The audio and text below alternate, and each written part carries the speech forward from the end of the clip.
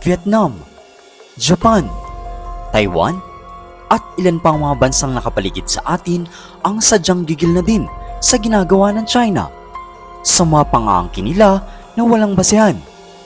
Pero alam mo ba na maliban sa United States, may isa pang bansa ang nais tumulong sa Estados Unidos upang protektahan ang mga bansang kinakanti ng China? At ito nga ay ang Australia. Inanunsyo na ng puwersa ng mga Australiano na mas palalakasin na nila ang kanilang hukbong sandatahan pangkaragatan. At isa sa target nila dito ay ang China. So bago natin pagpatuloy ang video na ito, ay huwag kalimutang mag-subscribe at i-hit ang notification bell para maging updated ka sa mga susunod pa na videos.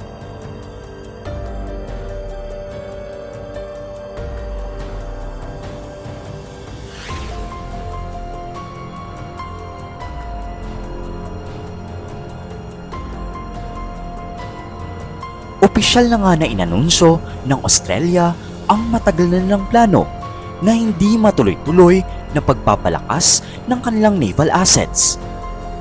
Alam mo ba na mag-a-acquire na sila ng mga warships na magpapatibay sa kanilang fleet? At gaya nga ng Japan ay dadagdagan na din nila ang kanilang budget para sa kanilang military assets. At aabot ng $7.25 billion ang pondo nila sa mga acquisitions at upgrades. At gaya nga ng ibang mga powered country, military upgrade din talaga ang pagtutuunan nila ng pansin sa mga taon na ito. So, ano nga bang dahilan nila at nais nilang palakasin ang pwersa nila? Well, ayon sa kanilang defense minister, may kinalaman nga ito sa patuloy na geopolitical tension sa ating rehiyon. At nais silang makipagsabayan na sa United States. At binigyang diin din nila na main concern nga nila dito ay ang ginagawang pang-aabuso ng China sa Asia-Pacific region. So, in short, asahan natin na sa mga susunod na taon ay hindi lamang pwersa ng United States ang rumoronda sa ating rehiyon. Bagkus, pati pwersa na rin ng Australia ay makikisanib pwersa na din.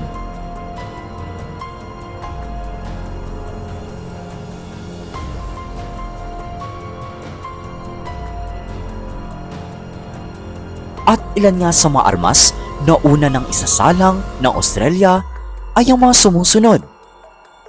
6 na Hunter-class frigates, 11 na General Purpose frigates, 3 na Air Warfare destroyers, at 6 na state-of-the-art surface warships. Ito ay ang mga paunang armas pa lang ng Australia para sa kanilang military upgrade.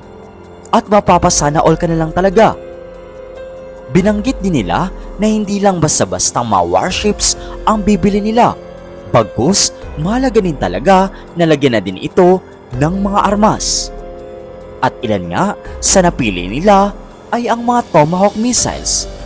At kung mapapansin mo, ay kaparehong-kapareho talaga ang planong ginagawa ng Australia sa Japan. Dahil nung nakaraang araw nga lang, ay daan-daang Tomahawk missiles din ang binili ng mga Hapon para sa pwersa nila.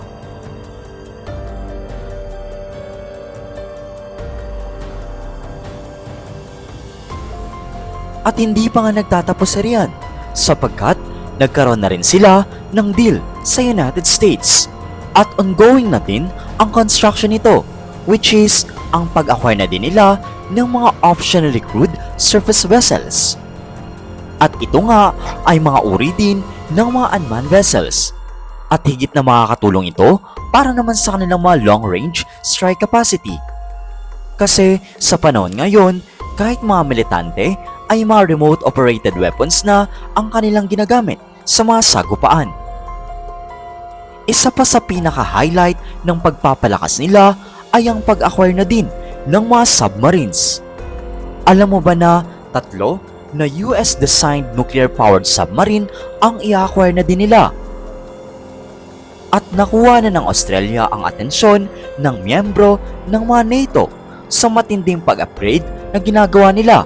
at tila meron silang pinaghahandaan. At sa ma-upgrade na ito ay nabalitaan na din ito ng China.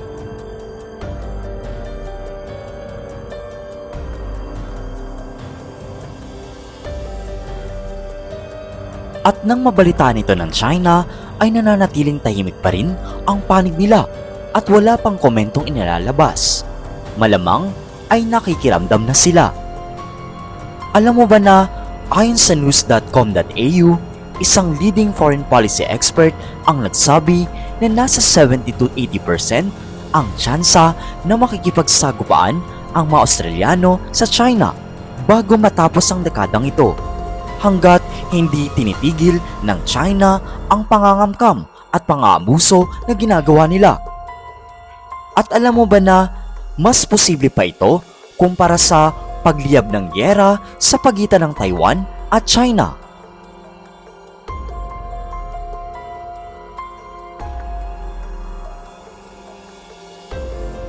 Kinikilala din ang relasyon ng China at ng Australia bilang frenemies with one another dahil sa kabila na inaakusahan ng isa't isa na konektado sila sa mga human rights violation at nagiging threat din sila sa isa't isa sa kanilang national security, ay nagkakatagpo na magkasundo sila pagdating sa business.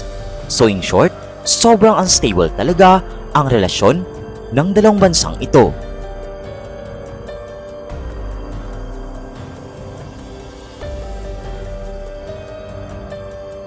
Ang Royal Australian Navy o RAN o Hukbong Dagat ng Australia ay isang mahalagang bahagi ng Australian Defence Force or ADF. Binubuo ito ng iba't ibang uri ng mga barko gaya ng submarine, maging ang mga aircrafts at iba pang kagamitan na naglalayong pangalagaan ang karagatan at interes ng Australia. Ilan sa mga pangunahing bahagi ng Royal Australian Navy ay ang mga sumusunod. Frigates. Anzac Class Frigates, isang modernong frigates na may kakayang gampanan ang iba't ibang misyon, kabilang na ang pangangalaga sa soberanya, pakikipag-alyansa at pangangasiwa sa kapayapaan.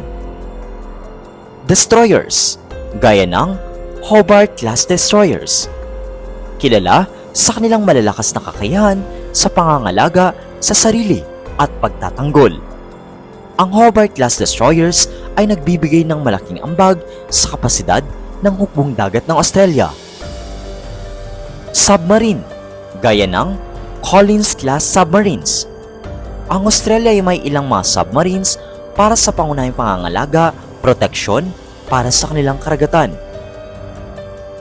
Patrol boats, gaya ng Armidale-class patrol boats, mga malilit na barko na naglalayong magpatrolya sa karagatan at pangasiwaan ang seguridad ng kanilang mga coastal na lugar.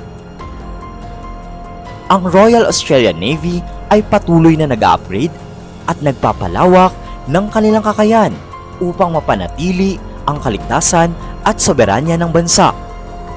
Ang mga proyektong modernisasyon at pagpapaunlad sa kagamitan ay bahagi na ng pangmatagalang plano ng Australia para sa kanilang depensa.